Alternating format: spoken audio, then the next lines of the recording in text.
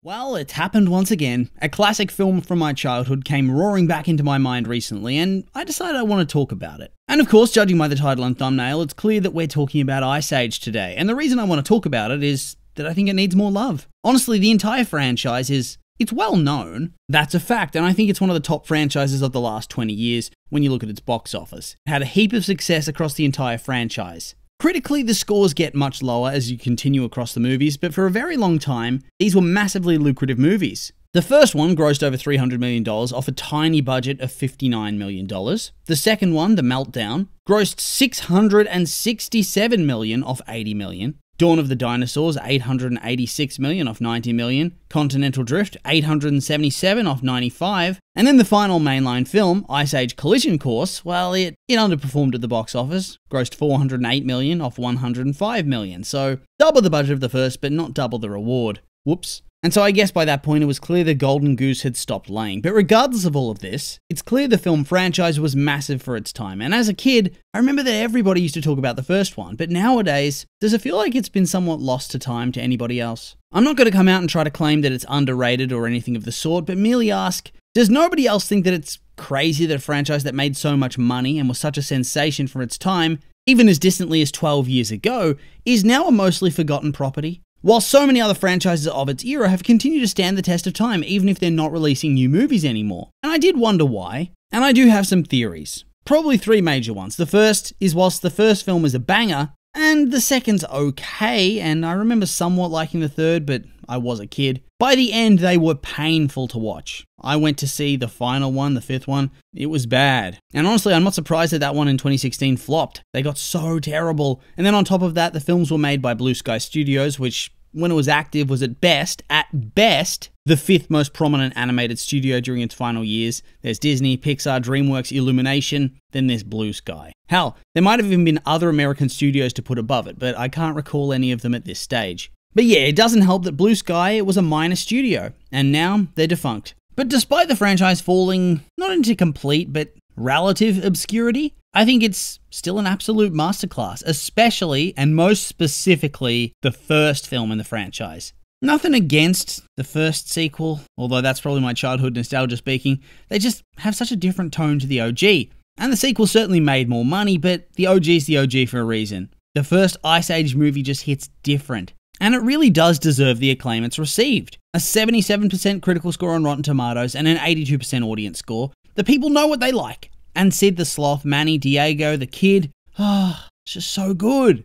Hell yeah. And so I just wanted to gush about the movie and remind everybody about how good it was, and honestly, how good it still is. Because this movie well and truly still holds up today in pretty much every single way. And honestly, I think it just suffers because of how different and overly goofy and stupid the sequels became. Because the first one is so good, so deep and sad and beautiful, whilst also having a lot of humor and heart. But its association with bad sequels has pushed it into a more forgotten territory. But when you watch it, it really does prove itself. Okay, so when we're talking animated films, we get our holy trinity of things to enjoy. The visuals, the audio, so the music and the voice acting, and then of course the narrative elements, the scripting, story, jokes and humor, characterizations, arcs, etc, etc. You know what I'm talking about. And so I guess we'll start with the visuals, and I think for today's standards, the film doesn't look all that good. It isn't hideous, but we've ascended to a whole new level at this point in time. Some films of that era, like Finding Nemo, I think they still hold up a lot better in terms of their visuals. And obviously Ice Age isn't of that standard, but at the same time, it's not like this is Hoodwinked we're dealing with. The animation is good for the time, especially since computer-generated style was relatively fresh on the scene. If anything,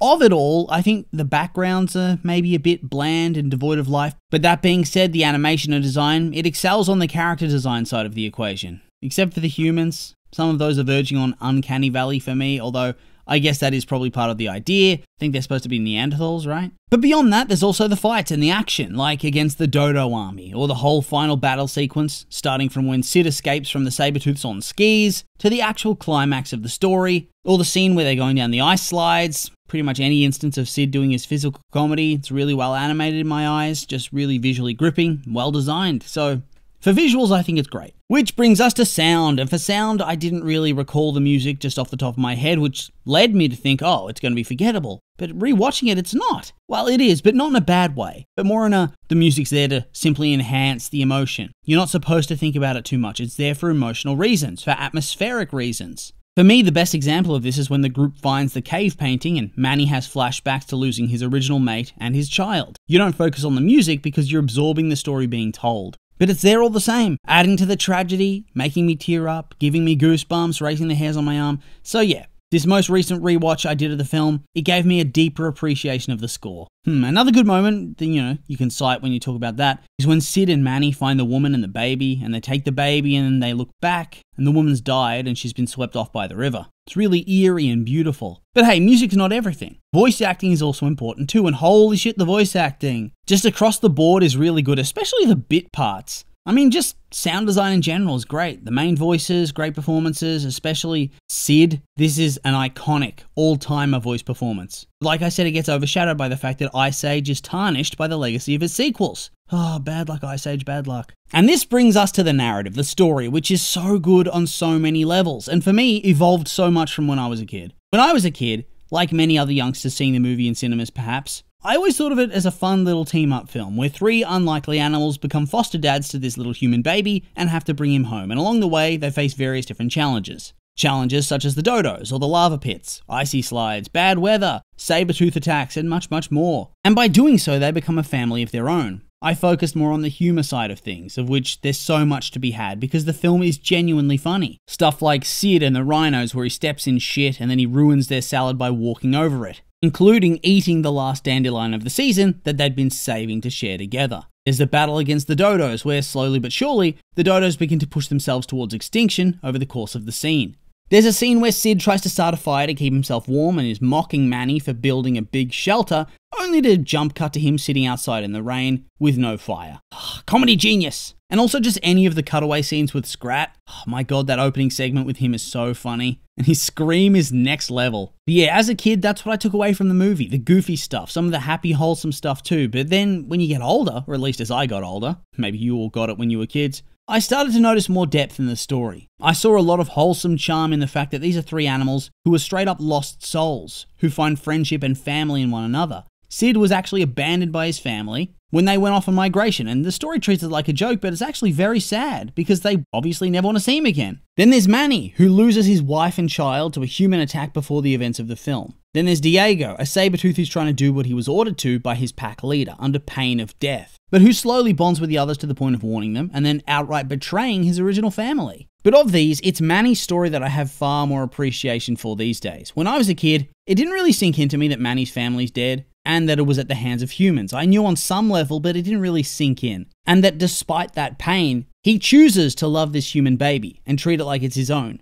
And on top of that, he restores it to his father. And in that way, he gives the human father who just lost his wife and thought he lost his baby, and who thus serves as Manny's parallel character in a lot of ways, something he wished he could have had. And these experiences and this love that he feels for the child and the bond he forges with Sid and Diego, it pulls him back from the brink. As on rewatch, I feel like it's kind of heavily implied that Manny is choosing to die alone when the snows arrive by not migrating south with everybody else. Hell, when Sid meets him for the first time, the dude is standing on the edge of a cliff. Seriously, Manny's story is the heart of the film for me. I love how it all comes together in pieces, slowly, forcing the audience to think about what his backstory would be. Him getting angry suddenly when Sid asks him about family, him not wanting to ever be around anybody and not bothering to migrate to safer and more livable conditions, him freezing up when he first saw the woman in the water as if he was afraid of her or seeing some shit, him becoming very, very attached to the baby very quickly. And then finally, when you see that painting coming to life in his memories, it's very beautiful. And it creates a nice contrast between Manny and Soto, the leader of the Sabertooths. Because where Manny was able to move past the fact that his family were killed by humans and work to protect the child and bring him home, Soto couldn't, because